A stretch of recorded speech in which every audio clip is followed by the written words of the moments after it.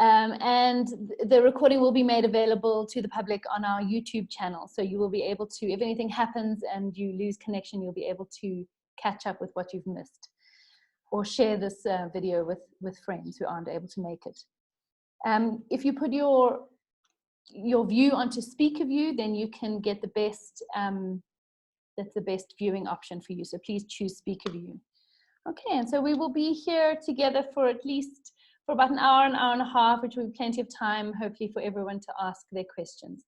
If you have any technical difficulties, if you can't hear, please also just let me know in the chat and I will try and assist you. So, Tali,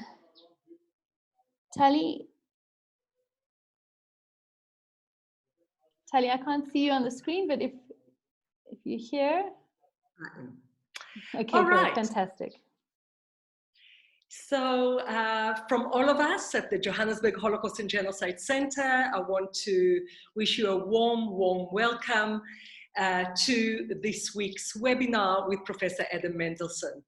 It is wonderful to see friends from all around the world, friends from the United States, from Europe, from South America, and many, many other places. And it is interesting to explore different issues that are connected to our mission and purpose that looks at genocide, but also at othering, anti-Semitism, xenophobia, racism, homophobia, and so on.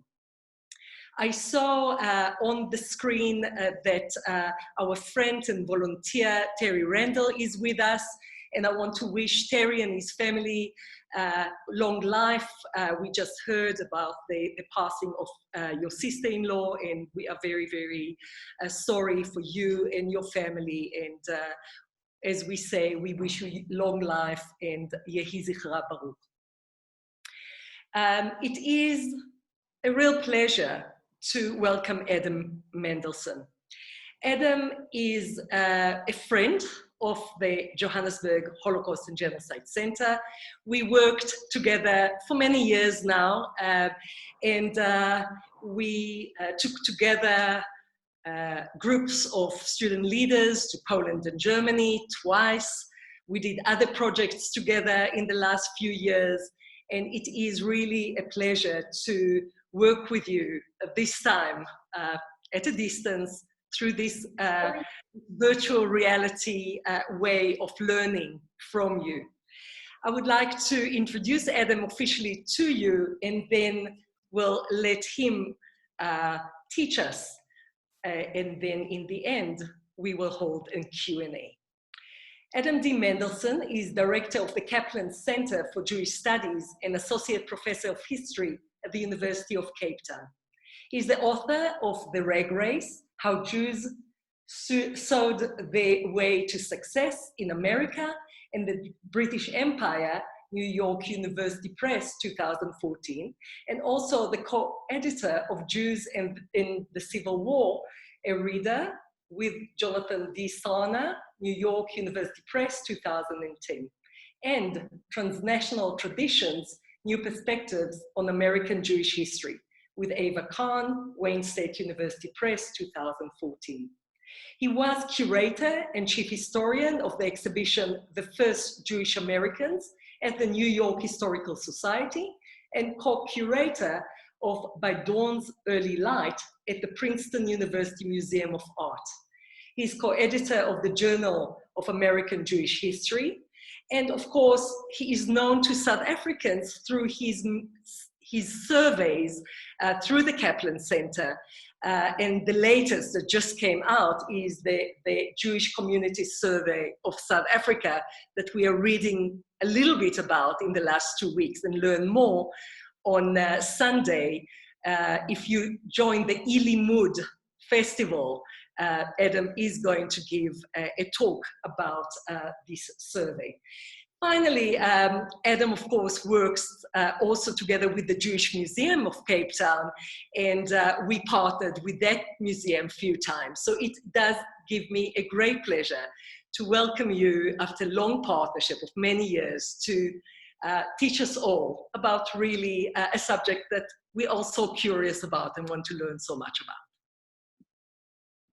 Thank you, Tali, and it's a great pleasure to be speaking to this what I say a very international audience today, and thank you very much for the invitation. It's unfortunately, I suspect, the first of many, at least for me, such lectures coming up. I'm a teacher at the University of Cape Town, as Tali has described, and unfortunately, I have a somewhat lighter teaching load at the moment, but in 2 months' time, this will be my my daily lot. So this is in a way a useful experiment in how best to teach online.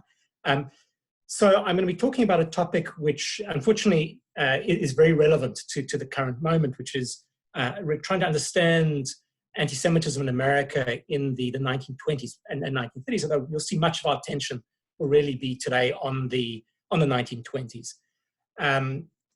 And a lot of the relevance, unfortunately, it will be apparent to you without me even suggesting it to you. Since the end of World War II, we've grown accustomed to thinking of the United States as a special place for Jews, as really as the other Jewish homeland. And this is not just about the size of the Jewish population in the United States. You know, there are at least 5.5 million Jews in America, depending on how you count them. But very significant Jewish population. It's not just about that. The view that America is exceptional is also rooted in the degree of success of Jews in American society, in the sense that the United States has largely been immune from anti-Semitism. Unlike in Europe, America has a very limited history of state-sanctioned discrimination against Jews. That's a fact. It's been revisited by historians, but largely undisputed. This idea that America is somehow different when it comes to anti-Semitism has really come crashing down in the last few years. After decades of complacency, suddenly the Jewish community has been confronted with scenes which are unimaginable. You know, skinheads chanting, "Jews will not replace us," in Charlottesville, Virginia, and a president who, instead of decrying white supremacists who did so, spoke of some very good people on both sides. And you can see this first image of that notorious Unite the Right rally in Charlottesville. Americans who once shook their heads at anti-Semitic violence in France and Britain, saying, you know, it could never happen here, now have seen it close to home with murderous attacks on Jews in Pittsburgh and in Poway in California. So this is the first slide here is of this Unite the Right rally. The second slide is of the Pittsburgh, the Tree of Life Synagogue, which was attacked in October of 2018. As so often happens, the surge of violence has also driven historians to re-examine a topic that they have long neglected. In reality, the scholarly literature on anti-Semitism in America is small and not particularly sophisticated. There aren't that many books on anti-Semitism in America. And that again reflects this idea that America has been exceptional. The most recent surveys of anti-Semitism in America, which were published in the 1990s, went so far as to surmise that anti-Semitism was all but dead in American society, and that anti-Semitism was so at odds with American values that it could never be more than a marginal phenomenon. And that's not that long ago in historical terms. The 1990s are the recent past. How wrong they were. With this new interest in understanding American anti-Semitism has come all sorts of new questions and a desire to find precedent in American history for the kinds of hatred that have become familiar since 2016. And this is how academic history often works. In one way or another, we respond to the questions and issues raised by the present moment. And I'm actually party to this very process because over the last year, I've been writing about how the American Civil War created modern American anti-Semitism. So again, that influence of the recent past filtering into the questions we ask and how we think about the past as well. Unfortunately, for obvious reasons, we can expect again a surge of scholarship on historical pandemics and how societies have responded to profound crises. Again, you know, historians are undoubtedly going to turn their attention to that if they have not done so already. There are a variety of reasons why the 1920s suddenly seems so interesting to historians. Not unlike our own period, the 1920s was a time of tremendous prosperity. We'll see again just in the next slide illustrations of this, of the new transformative technologies that took hold. Cars, radios, telephones, new forms of mass entertainment, all of this mass-produced and suddenly affordable to a far larger portion of the American population. New and edgy forms of cultural expression, jazz, the bioscopes, the explosion of cinema, racy fashions seemed to suddenly sweep away older styles. And new values, universal suffrage, cultural pluralism, were on the march, or at least so it seemed. Change in the 1920s seemed to be coming very, very quickly in American society. For Jews in particular, the 1920s was a period of rapid upward economic mobility as well. The boom that followed the First World War boosted a number of occupations where Jews happened to cluster. In fact, my last book was about exactly this phenomenon, about how this accident of history that Jews were well placed during this period in terms of upward mobility. For a variety of reasons, Jews were overrepresented in new consumer industries like fashion and movies and music, cosmetics and furniture, precisely those areas which did very, very well during this period when people had more disposable income and eager to spend. As a result, during the 1920s, the median wealth of Jewish households shot up dramatically. Suddenly, Jews were becoming, really for the first time on a massive scale, part of the middle class in American society. And this economic mobility, this upward mobility of Jews, brought social mobility as well. So Jews, in other words, began to seek out better schools for their children, to send their children to universities, to search out better housing, better employment opportunities, and better opportunities for recreation as well. And most of these Jews in the 1920s were still first-generation immigrants. In the 1920s, the Jewish population of the United States was around 3.5 million strong. If you see this in the next slide, you can see how the Jewish population had grown very, very dramatically from the 1880s onwards, but particularly in the 1880s and the first decade of the 20th century, this dramatic wave of immigration boosts the size of the American population in a very, very short space of time. In the 1920s, in 1920, about 2 million of the 3.5 million Jews in America were Jews who themselves were immigrants. As I said, the majority were first-generation immigrants, and most lived in cities, particularly East Coast cities. So already, for example, by 1910, Jews made up 1/4 of New York City's total population. So this enormous number of people arriving in a very concentrated period of time, and then moving upward very, very quickly as well. So within their lifetimes, they move from working class occupations into really middle class occupations, or certainly become newly prosperous. And their upward mobility, as I said, is reflected in geographical mobility as well. They begin to depart in the 1920s immigrant neighborhoods like the Lower East Side of New York, and begin to move elsewhere. And you can, let me, in fact, go to the next slide as well. You can see again how Jews, the scale of immigration is so substantial that they begin to make up a far more conspicuous portion of the American population than they had prior to this point in time as well. There's a sudden surge of Jewish immigrants, and they are not just present, but as I said, conspicuous as well. So they begin to again, seek new opportunities outside of their immigrant neighborhoods. And at this moment in time, not coincidentally, there, as part of this larger economic boom, property development begins to take off in the outer boroughs, for example, of New York City. You can see this in the next couple of slides as well. How the first slide is of Brooklyn in New York and Brooklyn in 1917. The next slide is the same area, part of the same area in 1930. And you can see how New York grows outwards dramatically during this time. That Brooklyn, parts of Brooklyn had been in open fields or been underdeveloped. And there is instead, during this moment in time, the building of large numbers of apartment buildings, often by ethnic property developers, by Jews and Italians and others, who move into property development and are selling apartments to their kinsmen who are seeking to leave the Lower East Side. And these new apartment buildings sprung up with modern conveniences to cater to this population. Spacious rooms, gas stoves, ice boxes, good lighting, flush toilets, all the sort of things that you would want. And so in the space really of a decade, the Jewish population, which had largely been living on the Lower East Side, so 75% of Jews had lived in the Lower East Side after the First World War. In the 1920s, more than half of them moved to greener pastures, to Queens, to Harlem, and particularly to Brooklyn. Brooklyn is the preferred destination. By 1925, Brooklyn has more Jews than the Bronx and Manhattan combined. In a very short space of time, this massive movement of people. And there's a reason why, as you'll see, why I'm talking about this in some detail. This is very conspicuous mobility on the part of Jews.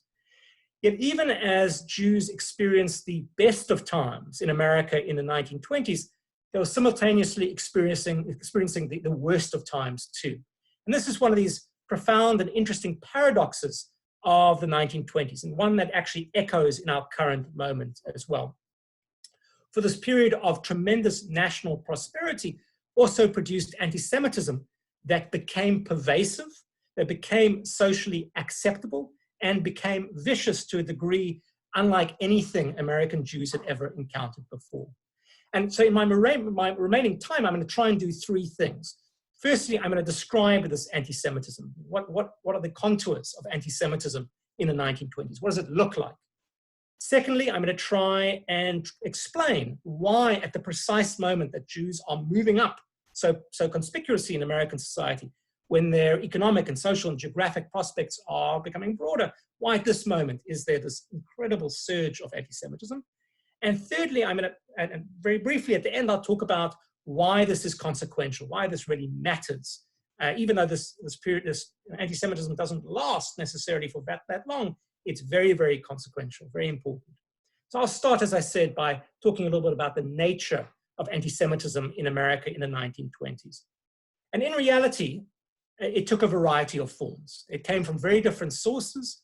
And when thinking backwards, we're really lumping together a series of phenomena which happen to converge at the same time. They come from different types of anti-Semitism, come from different sources, and they happen to all converge in the same decade. They're backed by very different groups in American society. So it's really a convergence which takes place during this decade.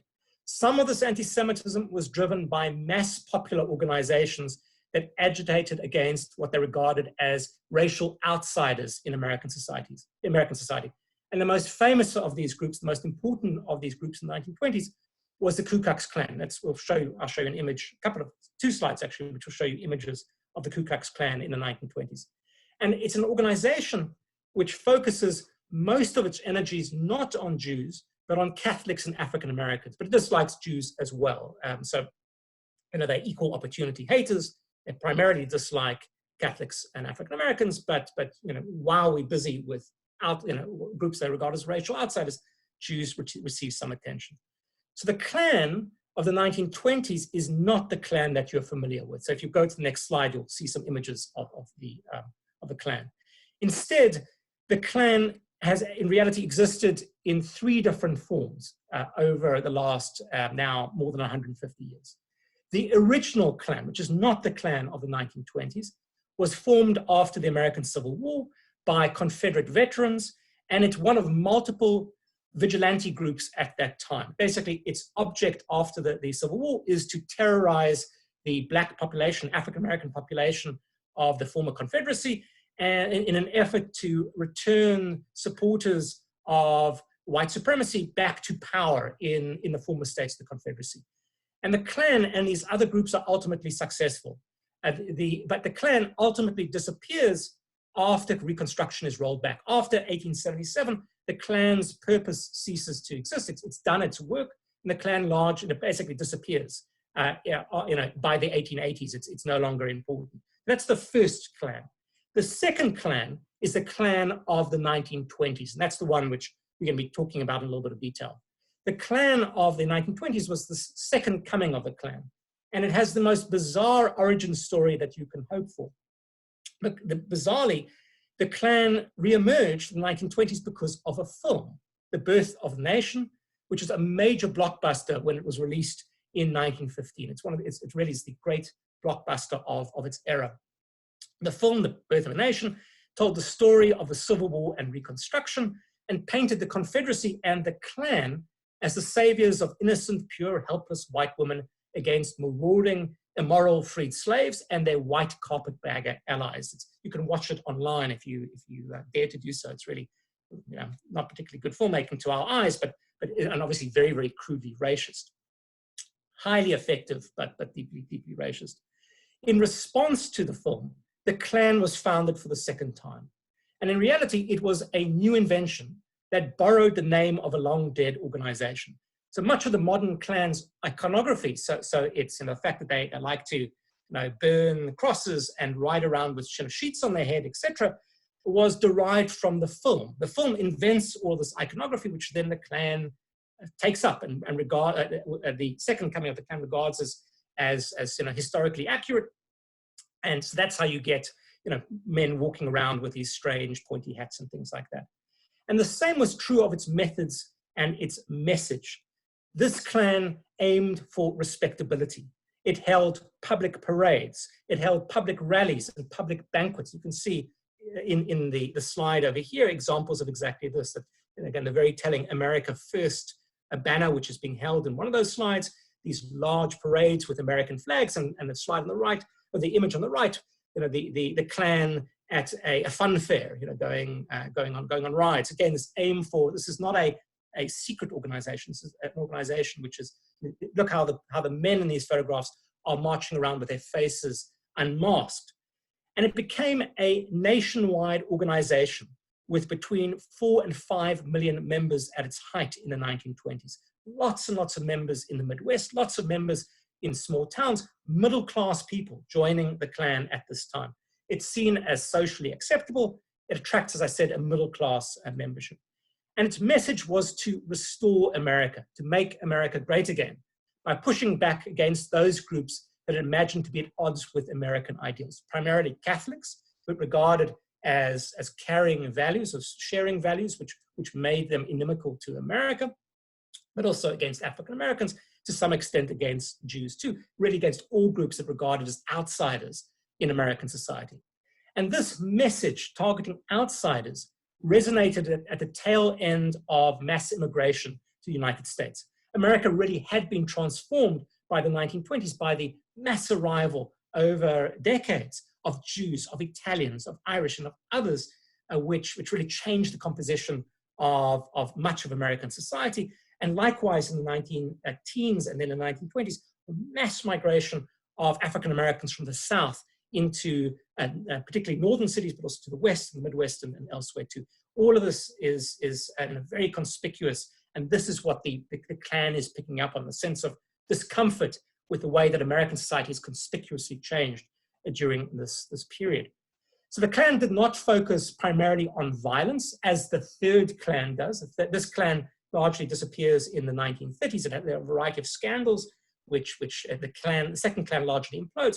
And in the 1950s, it reemerges in the form that we know of it today, which is this marginal group, white supremacist, violent, and otherwise different from the Klan of the 1920s, 1930s. So the Klan, as I said, takes on anti-Semitism as one of its issues, and it's a popular mass organization. But its views would have remained marginal, but for an unfortunate convergence. For their own reasons, anti-Semitism also appealed to a number of important figures in the elite of American society. And the most important of these figures is shown on the next slide. This is Henry Ford. Now, Henry Ford was a revered figure. In fact, one more slide. Sorry, this is the Klan holding its mass rally. So this Henry Ford, on the cover of Time magazine in the mid-1930s. Henry Ford, by the 1920s, is a revered figure. I mean, he's the Steve Jobs or Bill Gates of his day, and he's seen as the inventor of modern assembly line manufacturing, the creator of a new industry. He's really a guru within American society. So whatever cause he would lend his views to or his support to would earn immediately attention and a degree of respectability. And in the 19-teens and 1920s, particularly the late 19-teens and into the 1920s, his obsession became Jews. Crucially, he was not a passive hater of Jews, but a very active hater of Jews. In 1919, he purchased a local newspaper the Dearborn Independent. It's a minor local newspaper outside of Detroit that he transformed into a major national newspaper. With its backing, its circulation grew from 72,000 copies a week to a peak of 700,000 copies a week. Only 50,000 copies fewer than the largest circulation newspaper in America at the time. So this becomes, one of his outlets, his platform for his views. And you'll see this on the next slide, a couple of copies of the Dearborn Independent. And the newspaper provided Ford with a platform to share his own views. And what were his views? What was his core obsession? His core obsession, as I've described to you, was Jews. For 91 consecutive weeks, his newspaper was filled with stories of a Jewish plot to control the world. The International Jew, the World's Problem was the title of this long-running series. The idea was that Jews were plotting to control the world and undermine Christian civilization. And the newspaper was populated with tales of Jewish vice, of Jewish criminality, conspiracy by Jews of a variety of kinds. You can see, look closely, particularly at the front page of the newspaper on the left. We'll come back to this a little bit later, to talk about Jewish jazz and other such things. Jews, in other words, insidiously undermining American values in a variety of ways. At the same time that the Dearborn Independent gave credibility to popular anti-Semitism, anti-Semitism at the time of the kind which was promoted by the Klan, anti-Semitism also gained support from segments of America's intellectual elite. They made it respectable in high society, educated society in America. The most important public figure there in high society who began to promote anti-Semitic views was the president of Harvard University. He gave respectability to anti-Semitism during this time. He publicly mused that Harvard had a Jewish problem because Jewish enrollment at the university had tripled from 6% of the student body in 1908 to 22% by 1922. So he regarded this as a challenge to America's universities and to America's elite. He and others argued, in other words, that too many Jews, and actually too many Catholics too, would result in America's universities, which were thought of by him and others as the training grounds of America's future leaders. These universities would lose their character. They'll be undermined by the arrival of all of these foreigners who did not bring with them superior Anglo-Saxon Christian values, that they would, so in other words, you would corrupt and undermine America's future leadership if you would continue to allow Jews into universities on a substantial scale. So Harvard and other universities began to impose rigid quotas on Jewish student enrollments in the 1920s. And this spread from the Ivy League, from Harvard, Columbia, Princeton, Yale, other members of the Ivy League, to other schools, other universities during the same time. So Rutgers, Cornell, Ohio State, Penn State, Illinois, Virginia, NYU, you name it, also began to impose these rigid quotas on how many Jews they would enroll during this period. The same thing, by the way, was extended to the hiring of Jewish professors in the late 1920s. There's only one Jew on the faculty of Princeton University and Yale University, Johns Hopkins, Chicago, etc. during the 1920s. There were 3 at Harvard, 2 at Columbia during this period. Again, the sense that Jews were outsiders who should be kept out during this time. If you look at the next slide, this is a quite sad and pathetic letter, which reflects how it spreads into how Jews are seen within the university environment, that they are this alien group. This is a letter of appeal talking about a Jewish student wanting to share accommodation with housing with a non-Jewish student who basically refuses to share housing with her. So many universities would admit a token handful of Jewish students in order to give the appearance that they were not biased.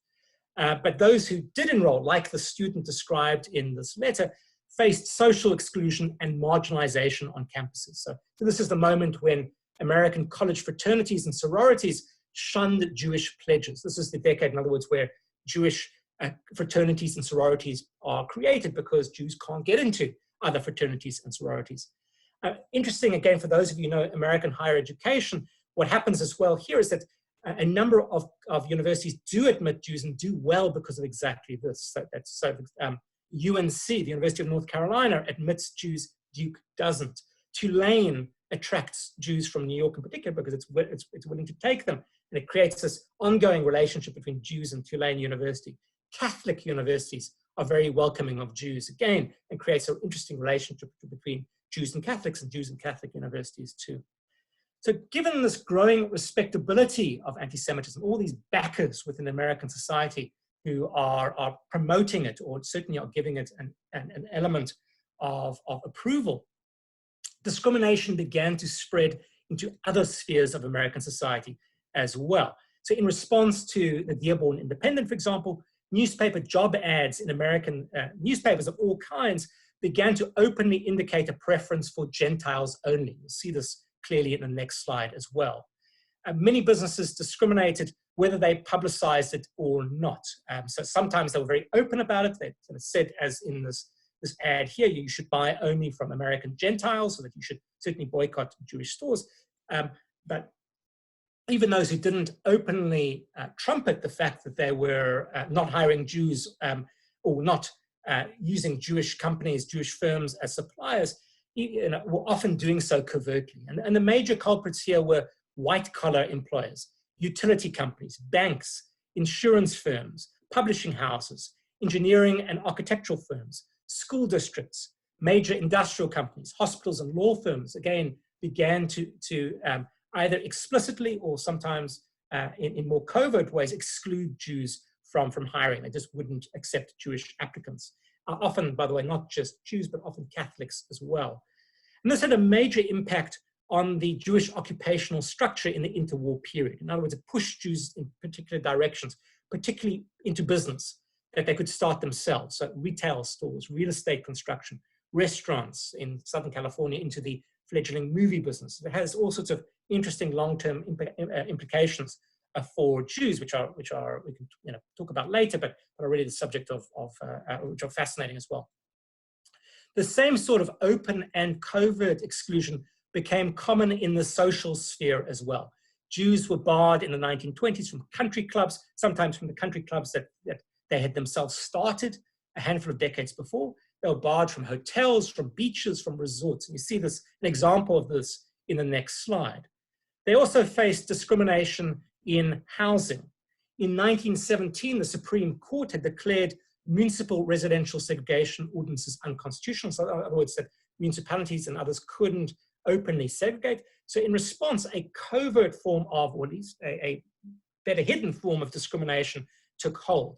So developers created the concept of what is known as a restrictive covenant. And you see an example of this in the text here on the left. A restrictive covenant was often a formal deed signed by the property owner that bound the property owner in any given neighborhood not to sell to Jews or to Catholics or to African Americans.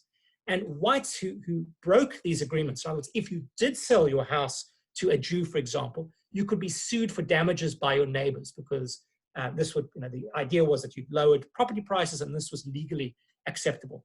So these restrictive covenants kept Jews from desirable neighborhoods in major cities. And it also shaped in interesting ways Jewish settlement patterns. So for example, in the 1920s, there aren't Jews living in, very few Jews living in Park Slope and Brooklyn Heights in Brooklyn, but there are lots of Jews today because there are restrictive covenants in both Park Slope and in Brooklyn Heights. By the way, these restrictive covenants are only outlawed by the Supreme Court in 1948. So but again, other forms of discrimination will take their place. If the 1920s had been the decade of the best of times and worst of times, both positive and negative, the next decade, the 1930s, was unambiguously bad times. Many of the positive patterns that I described, in other words, the upward economic mobility, integration into economic life, the institution building by Jews during the 1920s, these are arrested or thrown backwards by the Great Depression. The 1930s are this profoundly uncomfortable times for American Jews. There's an explosion of unprecedented anti-Semitic fervor in American society. And a lot of this initially focuses on the New Deal, on FDR, on a program for bringing the United States out of the Depression. And there's, again, this focus on the New Deal as by its detractors as the Jew Deal, that Roosevelt has surrounded himself by Jewish advisors, and this somehow is disproportionately benefiting Jews in some sort of way. So there's certainly that form of prejudice. Likewise, there actually are physical attacks on Jews in the 1930s, that particularly in mixed ethnic neighborhoods in New York and in Boston, the neighborhoods where Irish and Jews live in close proximity, there's actually violence, street violence, kids being beaten up, things of that kind. And crucially, and let's go to the next slide, anti-Semitism in the 1930s won powerful support within American culture. So here's Charles Lindbergh, a great American hero, the aviator hero, and again, who flirts openly with Nazism and fascism in the 1930s. You can see him on the left giving a Hitler salute, on the right being awarded some sort of medal, by Göring, who became the head of Luftwaffe, a senior Nazi government official. Likewise, in the next slide, you'll see that it's certainly, anti-Semitism enters into elite circles, into political discourse as well. This is Henry Ford, by the way, also being given a medal an award by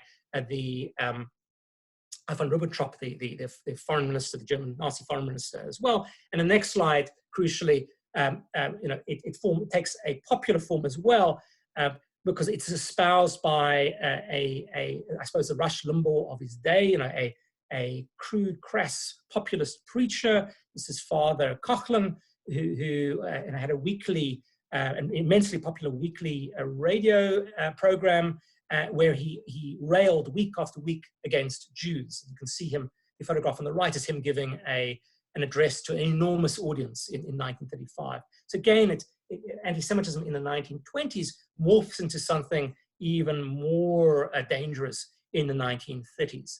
So this is a very brief outline of what anti-Semitism looks like in America during this time. So let's now shift over to turn to the why question. Why the Jews in the 1920s? Why all this particular focus on them? There were actually, in truth, plenty of other potential targets in America in the 1920s, particularly Italians and Irish. And Italians were immigrating in equivalent numbers to Jews. They were every bit as conspicuous as Jews in America's cities as well. And America had a long and even more unpleasant tradition of hating Catholics than it did of hating Jews. It would be natural, in a way, to target Italians in the 1920s. Instead, there's much more attention to Jews in the 1920s. Catholicism and Catholics are outsiders in American society in the 19th century into the 20th century in ways that we can't imagine today. Their values were seen as incompatible with American society, that were seen as dangerous in various ways to American society. And yet in the 1920s, it's not Catholics who become the real focus of prejudice in American society. It's Jews. They become the obsession, far more so, as I said, than other groups, with the exception of African Americans, but that's a different story. So how do we explain this? Why suddenly in the 1920s do Jews become the obsession? And here historians point to two interrelated factors. The first is rooted in the theory that prejudice tells us much more about the society that it originates in than it does about its target. In other words, that anti-Semitism in the 1920s tells us a lot more about American society at that moment than it can tell us about Jews. And particularly, it tells us about the anxieties of American society. It tells us about what Americans are fearful of. The second idea builds on this first idea. Since prejudice is an expression and really a distillation of the anxieties of the broader society, the particular group that becomes the focus of prejudice during a moment in time is, according to this theory at least, the best possible match for these anxieties. A target group, in other words, fits the anxieties of the moment better than any other potential group. So what were the anxieties of the 1920s? And why did Jews make a good fit for expressing these anxieties at this particular moment in time? In the aftermath of World War I, many Americans were left disillusioned with internationalism. Their fear of the foreign, of everything which is seen as foreign to American society, had been enhanced both by the American experience during the First World War, and even more so by the Bolshevik Revolution in 1917. There's suddenly an exaggerated fear in American society of subversion.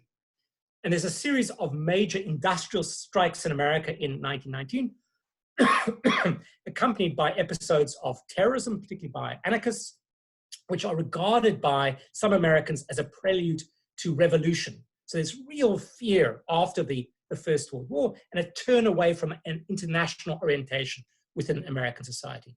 And this fear of the foreign, particularly foreign radicalism, built on these fears, which we've talked about already, that foreigners, that immigrants were bringing alien values into American society, values that were inimical to American society. So immigrants, in other words, are not just seen as an irritation, as a drain on American society. Now they're seen as an active threat to American society. So for the first time, there was good reason to regard Jews as more threatening than Catholics. Firstly, many Jewish immigrants came from Russia, the source of the Red Scare. Secondly, Jews had brought radical politics with them, creating and sustaining a variety of competing socialist movements in New York and Chicago and elsewhere. Yes, Italians were often also drawn to socialism, but Jews were far more conspicuous when it came to socialist politics in America, and the leadership of socialist groups in particular. Thirdly, Jews had galvanized the union movement in America, largely because of their involvement in the garment industry. So Jews are the major leaders and creators of the early union movement in America. As in South Africa, the garment industry, as I said, was a major wellspring of union organizing. It happens to be the industry where Jews are most active in America at the time. Italians joined these same unions, but Jews were particularly well represented amongst the leadership of unions at the time. So this sense that Jews exemplified the subversive foreigner may not have been enough to galvanize an anti-Semitic movement if this was the only factor at work here. But in addition to being an ideal target to expressing fears about radicalism, that Jews are foreign, but they're also Russian foreigners, and they're bringing socialism with them, and they are involved in the union movement. So all of that, plus Jews are also the ideal target for expressing anxieties about all the disruptive and rapid changes taking place in American society. That during and after the First World War, America's industrial economy went into overdrive. Cities grew rapidly. Wealth was created and destroyed at this unprecedented rate and scale. Everything seemed to be changing and changing quickly. These new ways of working and living were frightening to a lot of Americans at the time. And here, Henry Ford's obsessions with Jews make more sense. If you go back to the next slide, we'll go to the next slide, which is back to the Dearborn Independent. Because the targeting of Jews by Henry Ford was really about targeting modernity. If you look at the things which he talks about, or at least the headlines on the newspaper cover on the left seem to point to. Ford and others feared and despised so many of the things that the modern age had brought that seemed to be rushing into American life in the 1920s. New forms of cultural expression, for example, jazz, which is mentioned on the cover of this newspaper, jazz and mass entertainment like movies. New ways of sharing power, for example, women receiving the vote. New ways of organizing society. Suddenly, America was becoming a meritocracy where the brightest received places at universities, not just those who came from the pedigreed Anglo-Saxon elite.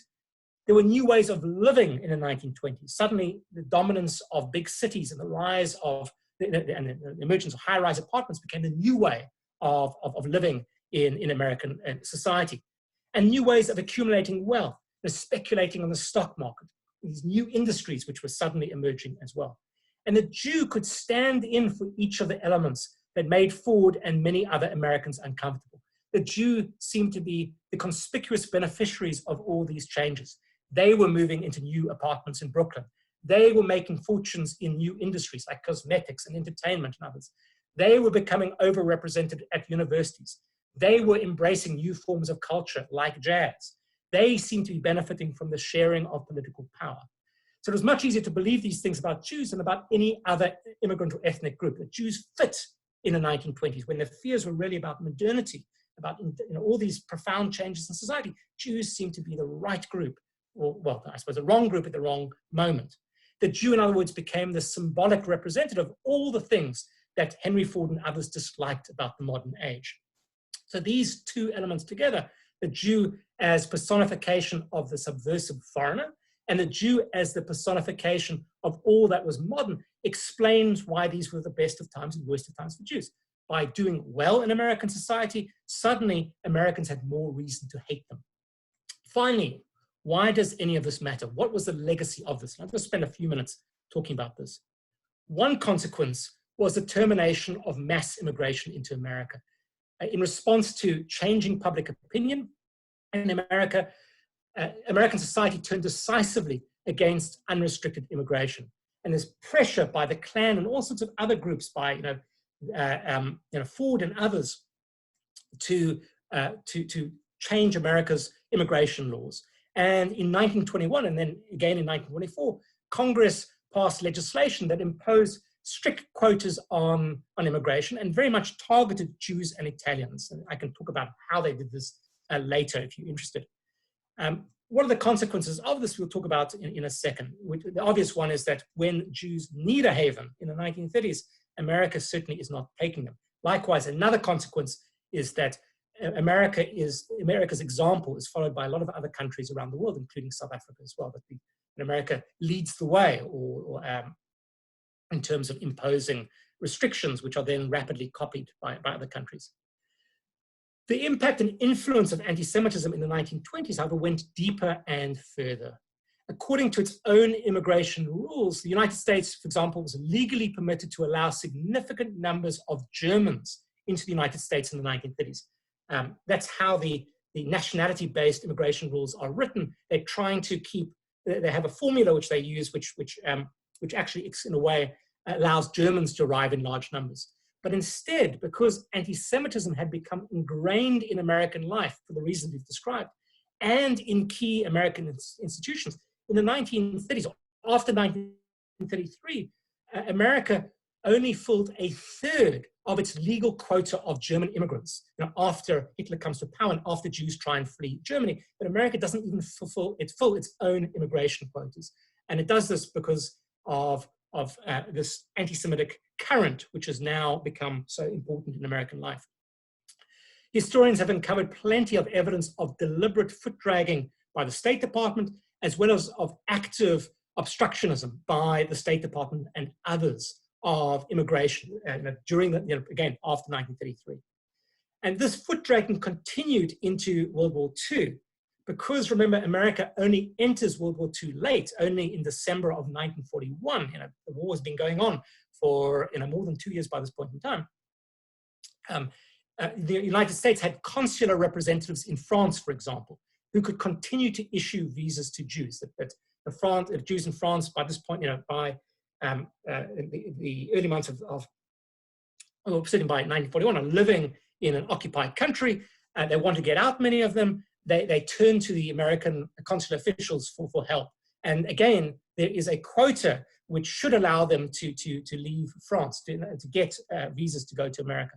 But instead, again, the State Department makes it as difficult as possible for Jews to immigrate to the United States on the orders of senior State Department officials. And here, unfortunately, the State Department is reflecting broader American sentiment. There's a lot of polling, opinion polling, from the 1930s, even the late 1930s, which suggests that the vast majority of Americans do not want to allow immigrants into America, particularly refugees. The figures are 80% of the US population in the late 1930s oppose allowing immigrants in. All of this, to my mind, or a lot of this, at least to my mind, is a legacy of this poisonous thinking about Jews which emerges in the 1920s.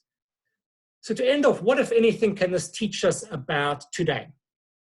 I really don't think there are any direct lessons. You should always be careful not to draw direct lessons from the past to the present, or any reasons to fear that we'll see a return in the US, at least, to anything like the anti-Semitism of the 1920s. That I think there are all sorts of factors present in the 1930s which aren't present today.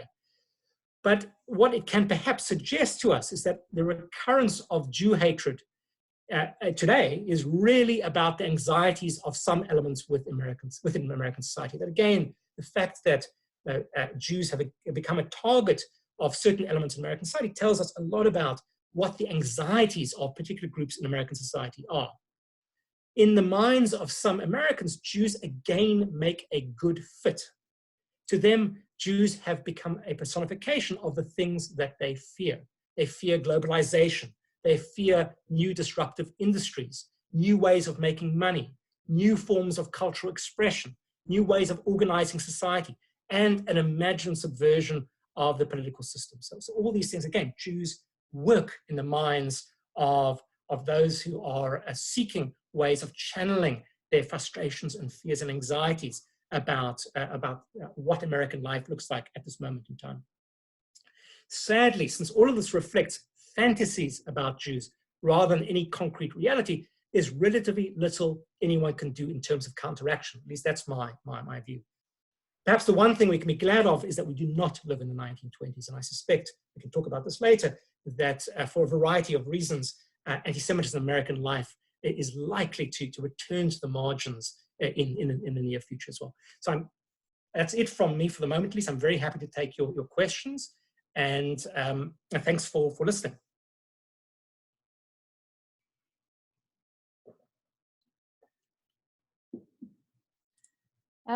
Thank you very, very much for that fascinating presentation and slideshow. Really learned a lot. I found your description of looking at the society where the discrimination comes from rather than the targeted group so helpful, I think, in our thinking and our explanation of why the Jews or why any particular group within a genocide or within some kind of discrimination. So thank you very much. If anybody would like to ask a question, please can you indicate in the chat that you want to ask a question, or raise your hand and I will be alerted, as I can't see everybody on the screen at once. So please use the chat to ask any questions.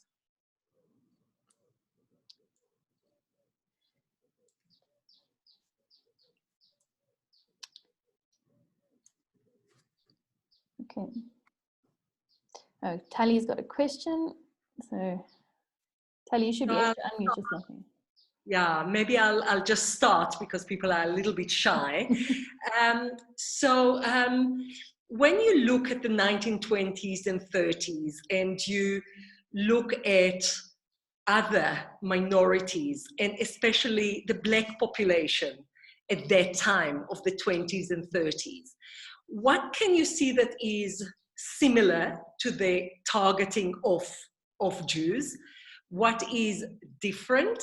And are there certain things that you can see today that are also rising in the same kind of group targeting? Thanks, Sally. It's a very good question. Certainly, there are interesting analogies with African Americans.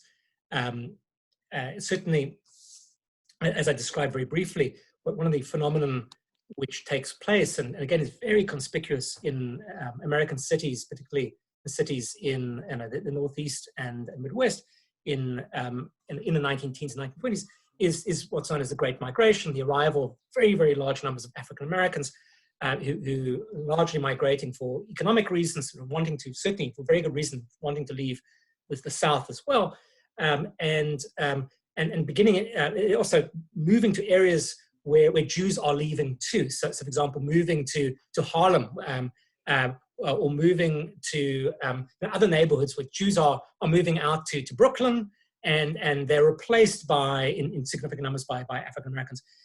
Certainly there is a sense on the part of some Jews and certainly many African Americans, some Jews, that there is a lot of commonality between the challenges that these two groups face. That the sense that in the same way that African Americans are excluded from resorts, from employment opportunities, etc., Jews are now experiencing that very conspicuously too. What is interesting is the Jewish response to this. There are some Jewish organizations, some Jewish leaders which therefore push towards solidarity. They say that the way that we will counteract these American prejudice at the time is by forming a coalition, particularly with African Americans. And certainly that's a strategy which is particularly adopted by the left, and particularly the radical left, that's seeking solidarity in that sort of way. Unfortunately, a broader segment of American society, and probably for tactical reasons which make sense, instead say, actually, we need to differentiate ourselves from African Americans. Because if we associate ourselves with African Americans, if we form this broad coalition, which the radical left is asking us for, we'll be lumped together with them forever. Again, we today, or at least there's a conventional wisdom that Jews are, or at least many Jews in America, are white. That's less clear in the 1920s, that the Jews, how exactly the Jews actually, and Irish and Italians and others, fit into race in American society. So there's instead, the dominant strategy becomes one of differentiation. We are actually different from African Americans, and we don't want to form the sort of solidarity with them. That strategy changes in the 1950s. That's when we see the Anti-Defamation League and American Jewish Committee and others forming a very active civil rights alliance with the NAACP and other organizations. In the 1920s, instead, there's a sense that it doesn't serve our interests to work together too closely with African Americans. Certainly, African Americans, in terms of actual experience, are experiencing much more violence than do Jews. Unfortunately, it's not new to African Americans, it's new to Jews. And likewise, many of the forms of prejudice that Jews are experiencing, so as I said, employment discrimination, being barred from resorts and hotels, and redlining, so in other words, these restrictive, the restrictive covenants which prevent them from moving to particular neighborhoods, things of that kind. This is very familiar and not new to African Americans. So that's what, in a way, makes it that much more shocking for Jews. Jews don't know where this is going. Will they be forever an outgroup like African Americans seem to be at this moment in time? Or again, they hope that this is something which will be a temporary phenomenon. But that's what in a way makes American anti-Semitism so interesting, is that a few decades before, Jews seemingly have a very, very different trajectory in American society, actually doing so well, and they seem to be integrated and accepted. Now suddenly they are rejected in new ways, and as I said, in a way much more so than certainly Africa, or certainly than Irish and Italians during this particular moment in time. Thank you. I have a question regarding whether you feel that the anti-Semitism in the US at the time had any bearing on how long it took the US to get involved in the Second World War. It's a good question. I mean, I don't know if it's the anti-Semitism per se. In fact, I don't think it's that per se. I mean, certainly that anti-Semitism doesn't help, but crucially, there's a lot of writing about this, so I will do my best to summarize it very, very briefly. Crucially, there isn't, because of this rejection of internationalism, which you see after the First World War, there are major components of American society, lots and lots of voters, and politicians who are very, very wary of any foreign entanglements. They basically want to stay out of Europe's, what they regard as Europe's problems. Likewise, in America in the 1930s in particular, and this we see with the rise of Nazism as well, you have the emergence of organizations which are which mobilize and which agitate and which become influential, again, in favor of Germany. So the German-American Bund becomes a very important organization. And what's important, the reason it's such a large and important organization is that in the mid-19th century, by far the most immigrants to America are of German origin. So there are lots and lots of Americans who can claim German ancestry. And this group, plus this broader international sentiment, is of genuine concern to FDR, to the American president. It's not something he can ignore. He has to pull his own party in the direction of intervention. And certainly, anti-Semitism is part of this. That again, you see it, as I said, in this rejection of Jewish refugees from Germany in the 1930s. That's part of this phenomenon. But it's only, as I said, part of a greater whole here. The sense that amongst many respectable mainstream Americans, that you don't want to, you can stay out of Europe's problems, and we should stay out of Europe's problems. And again, allowing Jews into America will mean bringing some of Europe's problems here too. But as I said, the real issue is really internationalism, this rejection of internationalism rather than Jews. Jews are part of the matrix. Great, thank you.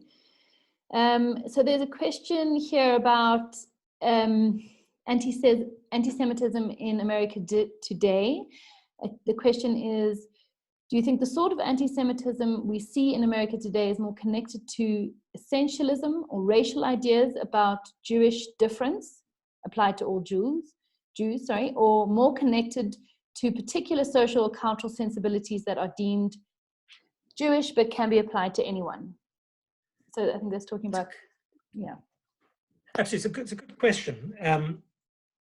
Certainly, and I think that there's a very good book which I recommend highly, called The Jewish Century, by an economic historian, I think at Stanford, called Yuri Slezkin, a book called The Jewish Century, which basically argues that American society in particular has become very, very Jewish in a variety of ways. In fact, the modern world is very Jewish in a variety of ways. And I think to some extent, again, that's an indirect way of answering this question, that that certainly there is a sense in, and more than a sense, Jews are very conspicuous in American society. They have integrated to this tremendous extent. They do occupy positions of influence and power in a whole variety of ways. And if you watch American television, Jews are overrepresented, not in a negative sense, but Jewish culture is present, and name-checked in a whole variety of ways. So I think that is certainly, that's not a new phenomenon, but something which certainly has grown and spread over the last number of years. But again, I think that my sense of the current moment is that this is not really about Jews as Jews. This is, again, all about Jews as an idea, Jews as an exemplification of all that is wrong with the modern world, that the Jews, again, occupying this the symbolic role. This is the idea of the cultural code, that Jews are speaking against Jews, acting against Jews is really a rejection of all the things all the broad things, set of things you dislike.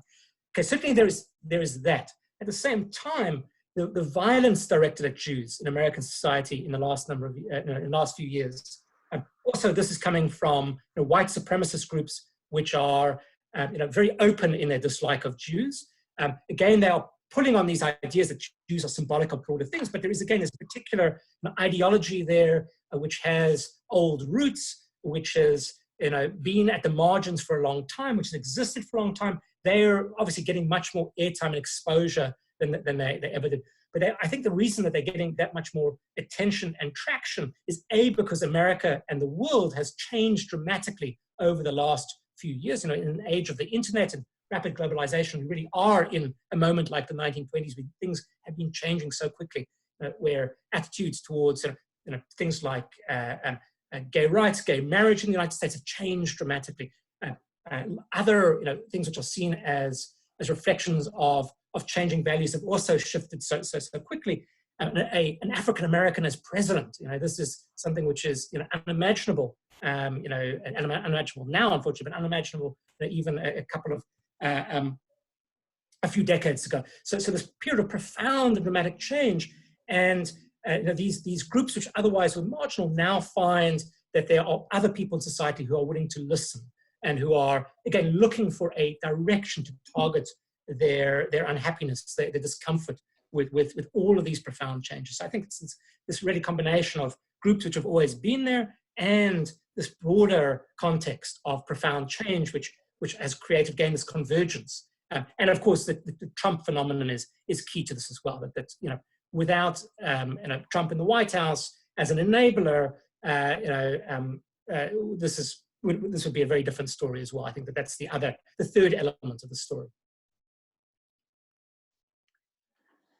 Okay, I've got a question from Muzi on the chat. So Muzi asks, what key lessons are you drawing from this phenomenon, and how do you foresee some form or aspect thereof come up in the future? And I wanted to add to that, because you specifically sort of warned against drawing direct lessons. So perhaps you could touch on what are the dangers of drawing direct lessons, and then also speak perhaps about some of the lessons that we can draw. So I think the direct lessons, which I want to warn against, is to think that there's any natural progression from what we have at the moment to something far worse.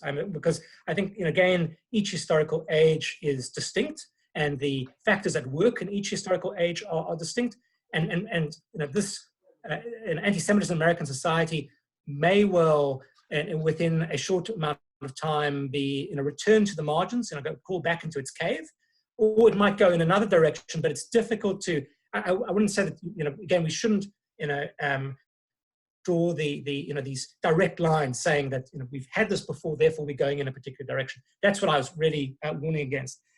Likewise, because I think a lot of this is symbolic, or at least at its heart, so much of this is Jew as symbol. It's very difficult to change people's minds about symbolic things. It's very difficult to persuade the American or parts of the American population that Jews are something completely different. I think, to me, again, the lessons, if there are any here, would be to expect that anti-Semitism, it has appeared in American society in the past. It disappeared in American society very quickly. One of the fascinating phenomenon, which I haven't spoken about here, is that in the 1950s, very, very quickly, Americans changed their minds about Jews. So I think, again, that's one of the potential possibilities here too, that one of the potential outcomes might be that as well. To me, the lessons, the clearer lessons, the better lessons might be the lessons of the 1950s, which are the lessons of coalition building. You can't change people's minds about how you're seen symbolically, what you imagine to be. But what you can do is to perhaps push back by with allies. With others who have the same agenda and the same want the same ends that you want as well. That's something which Jews in America do very, very successfully during the civil rights struggle. Is working with, particularly with African Americans around us, and have done more recently as well on social issues in the United States as well. But particularly a sort of progressive agenda.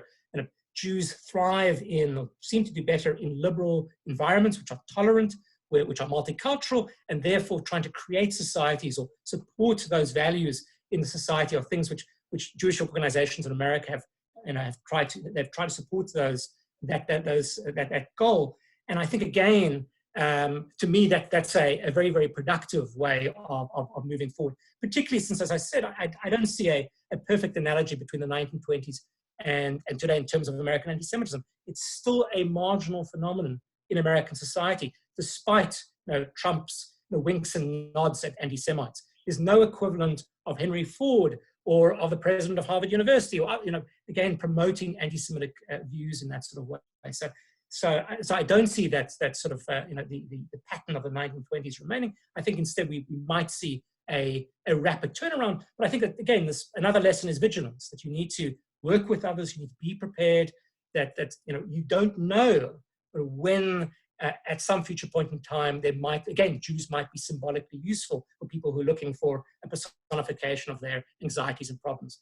The book which explains this best is a book called Anti-Judaism by a wonderful scholar at University of Chicago, David Nuremberg, which I highly recommend. He does this looking at the earlier history of anti-Semitism, of anti-Judaism, basically arguing that across really centuries, if not more, anti-Semitism or anti-Judaism has served a whole variety of different purposes, and again has channeled the anxieties of particular moments in time.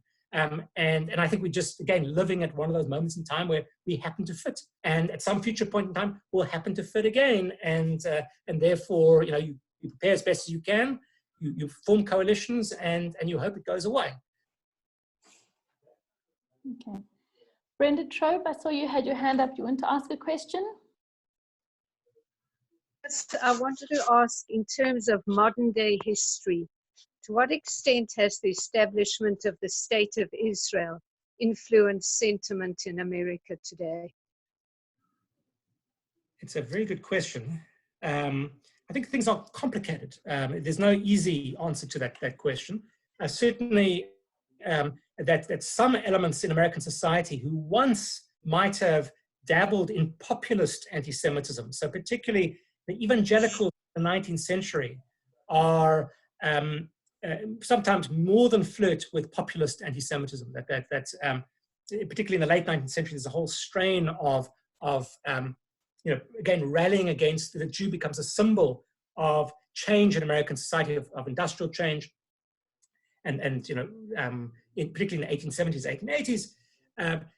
Today, for many evangelicals, Jews are so connected with in their minds with Israel. They want to support Jews. They have a very particular vision of Israel, which you may or may not agree with. But again, so Israel there has played this very interesting role. It's in a way neutralized what once had been a source of great discomfort for Jews. On the other hand, again, a topic which is also very, very complicated and would require lots of time on its own. But obviously, in American society, we haven't seen what we've seen in South Africa and in Europe as well, where Israel is a key wedge issue in political life, at least not yet. Maybe one of Trump's legacies is that Israel has become a much more divisive issue in American political life than it has been up to this point in time. We will see, and I think we'll see in a very short space of time whether that's going to be the case. But in America, there has been this broader consensus that supporting Israel politically is the right thing to do, that Israel is a great friend of America and vice versa. There have been obviously bumps in the road in terms of that relationship, but it's now a well-established and entrenched relationship. So all American presidential candidates will say very nice things about Israel, and et cetera, et cetera. There's very little contentiousness around Israel. What's interesting too, though, and this is one of the bizarre elements about Israel in the minds of Americans, the other group who loves Israel in a bizarre, strange way are white supremacists, because Israel to them is a model of what they claim to be want to create in America, a white ethno-nationalist state. They say, again, it's a twisted argument, and this doesn't, of course, reflect what Israel actually is. It reflects what they imagine, what they want to imagine Israel is. But they basically say that the Jews have Israel, and Israel is a pure state, and it's a Jewish state. Why, therefore, should America not be the same? Why should we not also have a pure white nation here too? So they twist Israel in this interesting sort of way. So I think there's surprisingly little contention around Israel for the moment. I mean, there is, again, on the left, particularly the radical left in America, there's unhappiness around Israel. So things might change. At the moment, it's less of a cause of anti-Semitism than you might anticipate. Thank you. Thank you.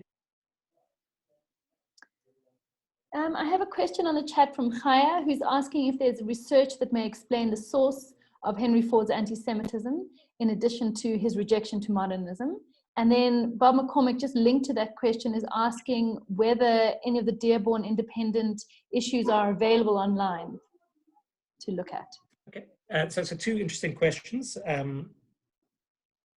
So there's quite a lot of writing about Ford, and a newish book, probably about now 3 or 4 years old, about Ford and what happens with Ford, because again, there's an interesting legal challenge from the Jewish community against him in the 1920s, and so there's quite a lot of scholarship around, and because Ford's such an important figure, I think again it's people have strange views, and I think at heart, he's a man with many obsessions. He's a strange individual, without question, and this is his bizarre obsession. Again, I think he has a particular worldview and mindset, which again looks for conspiracy, and again Jews work for him at this moment in time. They can be put to work in his strange conspiratorial worldview. So again, I wouldn't look for rationality in his views. And again, I think it does, even though he's an obsessive and he has this reflects his personality. Again, it makes sense for him because of his discomfort with modernity. I mean, despite the fact that he's an agent of modernity, that the Model T is so important, and the Ford Motor Car Company is so important in transforming American capitalism, he's still very uncomfortable with a lot of things that it brings, that modernity brings with it. In terms of the Dearborn Independent online, as far as I know, I haven't come across issues of the whole issues of it online, but what you can get hold of, and something I didn't mention in my talk, is that not only does this series, The International Jew, run in the Dearborn Independent for 91 consecutive weeks, but also it's published them. as a book titled The International Jew, and it is sold throughout America. You can pick up copies of this very easily today because it was, tremendously popular title and cheaply printed by Ford. So you could probably find it if you look at archive.org. I'm sure you can find a copy of The International Jew there, because there it's, all these articles are just put together in sort of a tract or book form. So if you want to read it, that's the place to find it. And it really, as I said, it's fantasy stuff, nasty fantasy stuff, but picking up on all sorts of other ideas, protocols of design, other such things. It's a mishmash of all these things. Thank you. So I've got a question coming through from Naam King, who asks, just regarding American anti-Semitism, since you say most of them in the 1920s were Anglo-Saxon or Christians. So the question is, basing on the fact that Christianity is based on Judeo-Christian values, why are Americans anti-Semitic? That's a great question. So the idea that America is based on, Judeo-Christian values is an invention of the 1950s. We hear this again and again, that America is a Judeo-Christian country. That comes out of the Second World War, and is, again, very good writing about exactly this. That's not an idea which is shared prior to that point in time, and it's a controversial idea in the 1950s as well. But it takes off. Now we just regard it. We think of America, politicians constantly say we are a Judeo-Christian civilization. We must have always been thought of ourselves as a Judeo-Christian civilization. So it's, as I said, it's a recent idea.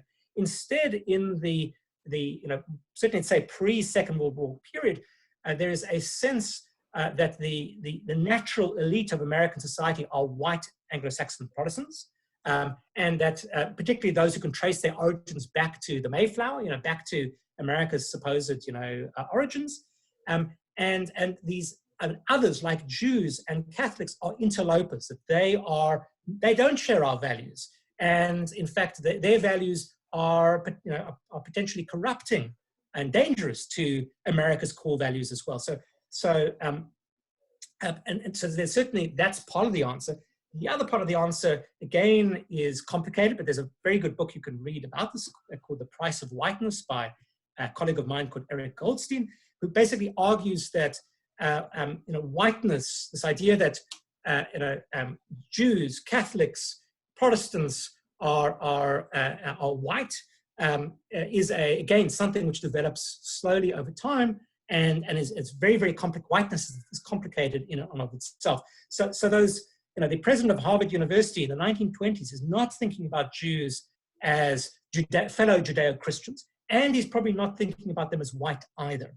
So instead, he's thinking about them as some other category. He's not thinking about them as black, but something which doesn't quite fit in his understanding of what whiteness is. So as I said, in a way, your question points to how things have changed so dramatically that now in America, the vast majority of Jews are just regarded as white. And likewise, we just take it for granted that it's America shares supposedly these Judeo-Christian values. Both these things are recent in historical terms. So both these ideas are recent in historical terms. Great, thank you for that. And mentioning universities again, Shirley Sapphire has a question regarding the quota system in universities and how this quota system fitted into the Constitution. Was there no constitutional law that forbid this sort of a quota system at the time? So it's a very good question. No. So in fact, discrimination of a whole variety of forms is legal in America. Some could argue that various forms of discrimination are legal to this day in America, but certainly discrimination, keeping Jews and Catholics and African Americans out of resorts, for example, is perfectly legal in most states. And I've just read an article about exactly this topic, about where this legal interpretation comes from. The background here is important to know as well, that one of the legacies of the Civil War, 1861 and 1865, is that the two constitutional amendments are passed. And these broaden the notion of citizenship in American society.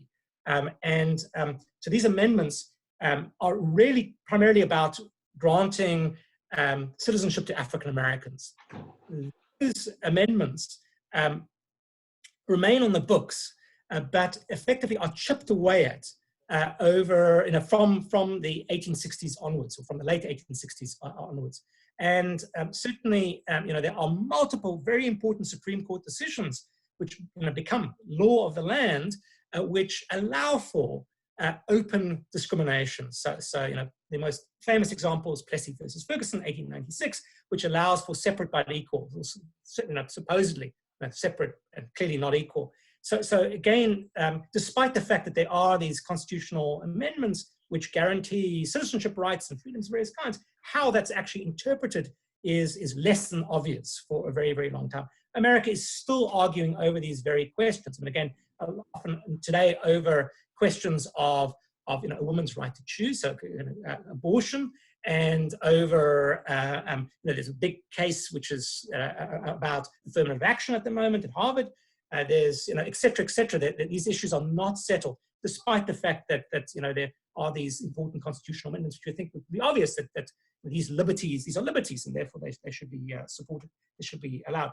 So certainly after the Second World War in particular, there's a chipping away at a lot of the discriminatory laws. The Supreme Court plays a role in this. Likewise, federal law and state law chips away at some of the discrimination against Jews and others.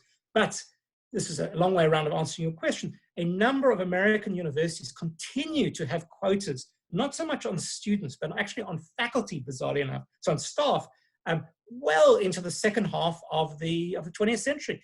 I mean, there's a recent not so recent now, it's probably about a decade ago, a scandal at Emory University, because its dentistry school was discovered that I think into the 1980s to discriminate against Jews, which is, that 1980s is not that long ago. And you'd think that these things would long since disappeared. But Jews, for the most part, experience in the second half of the 20th century a quite rapid easing of this open discrimination. It's much more contentious with African Americans, much slower for African Americans, but it still remains there. It doesn't just magically disappear overnight. Even though, again, you'd think that Jews are so much part and parcel of American society. These things are slow and uneven.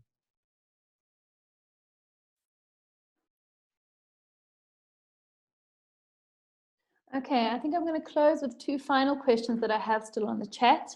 Martin Smullen is asking just for some views on Jewish Irish gangsters in the 1920s. He's also asked for any comments on Joe Kennedy's approach to the Jews. And then, sorry, one last question from Marion was just asking about the German Jews who came to the USA much earlier, so mid-19th century, who became great industrialists. Were they also subject to this anti-Semitism that you're referring to in the 1930s? And let me just check, there's one final question. No, I think that's all for today. I can't see anything else. So the last couple of questions for you there.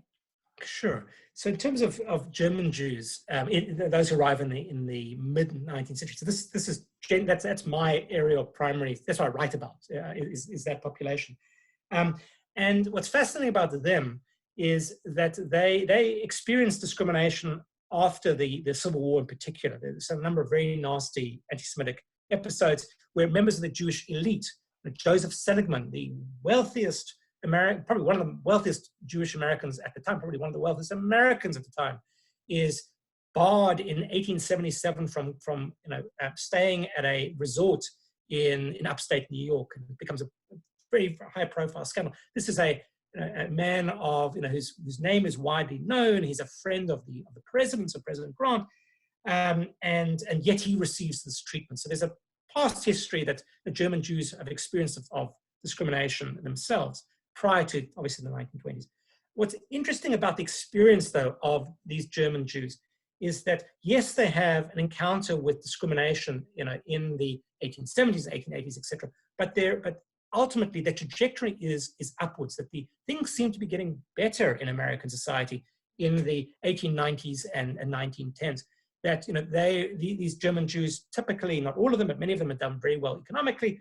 They are thoroughly integrated into American society. They're Jews in small towns across America are becoming mayors or becoming members of city councils, things of this kind, that Jews really seem to have fit in. And what's shocking to these German Jews in particular is that the hostility of the 1920s doesn't differentiate between Eastern European Jews, doesn't differentiate between these newly arrived immigrant Jews and themselves. They face the same level of discrimination as well. And that's very, very shocking for them that previously it's easy to imagine yourself, well, that these are Ostjuden, these are people who are clearly different and who speak differently and dress differently. If only they will just, assimilate and become like us, they'll have an easier time going forward. All American Jews will do well.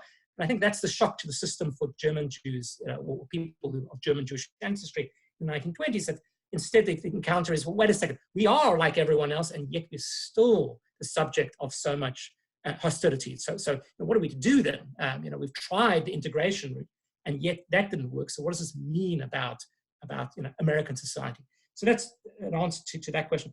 The question about Joe Kennedy. Joe Kennedy, this is JFK's father, who's again a very unpleasant man, and a man who has great aspirations from he's a very prominent Bostonian, again here from sort of Irish Catholic, a member of the Irish Catholic elite involved in American political life, and very with ugly views on all sorts of things, including on Jews.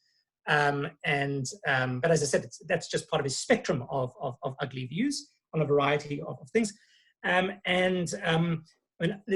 far as I know, I haven't seen anything to suggest that his son picks up on his views in any way. I think his son, JFK, is a rejection of his father in a variety of ways, even though his father is very important in his political career and etc.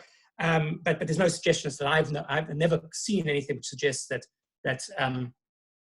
this is inherited, that his father's views inherited in any ways. And certainly Kennedy is surrounded by his White House. He has lots of very talented young Jews working there. In fact, one of the conspicuous features of his White House that his speechwriters and policymakers and others there's just this proliferation of Jews around him. But again, I'll need to think about it. I'm sure there is a literature on this. If you're interested, I can probably dig up and find out who's written about this topic. And then this question about gangsterism is an interesting one. That certainly there is a hostility between and tension. It's like tension between Jews and other ethnic groups in American cities. They're sharing space, they're competing for resources, they're living on top of each other, all those sorts of things. And so in the 1920s, there is, again, some of this will manifest, particularly in the 1930s, actually, in some violence between thugs who target Jews, for example. There is also cooperation, particularly in terms of criminality, as I think that's what the question is alluding to, that particularly during Prohibition, that's yes, Italians and Irish and Jewish mobsters will work together. What they're after is, what they're interested in is making a buck, and you do that in any way that you can. It's not because they particularly love each other. It's just because they seek out and find those who are like themselves, who are they're rotten. But again, there's a very good book on this if you're interested. A book by the book's called Our Gang, and its author Jenna Wiseman Joslet, about Jewish gangsterism and again about contacts with others and how the Jewish community responds to this and things of this kind. It's a very readable. Jenna Joslet writes very, very nicely. It's a book which probably came out now in the 1980s, 1990s maybe. So I'd recommend it. But again, there's some popular writing which suggests that some Jews and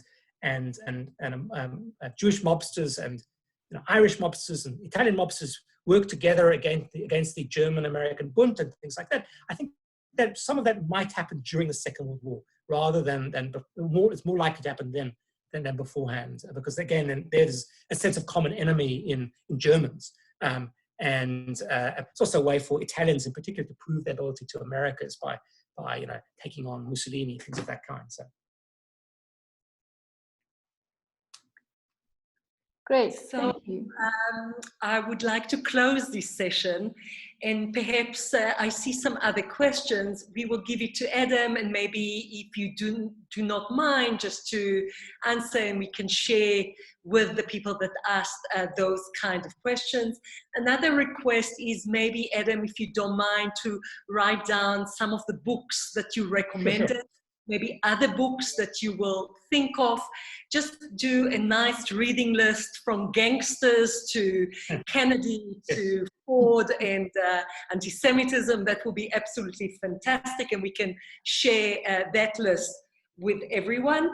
And just to say an immense gratitude to you. Your knowledge, of course, on the subject. You wrote extensively on it and researched extensively on it. We were blessed to learn from you. I'm very grateful to you for sharing your knowledge with us. And thank you, of course, to our team, and specifically to Delka, to Kath, to Jordan, that managed the webinar.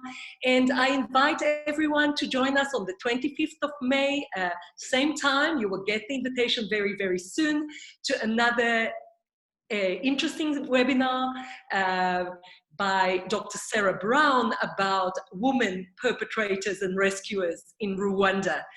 Details will come to you very, very soon. So thank you very, very much. We will see you again. And thank you from the Johannesburg Holocaust and Genocide Center.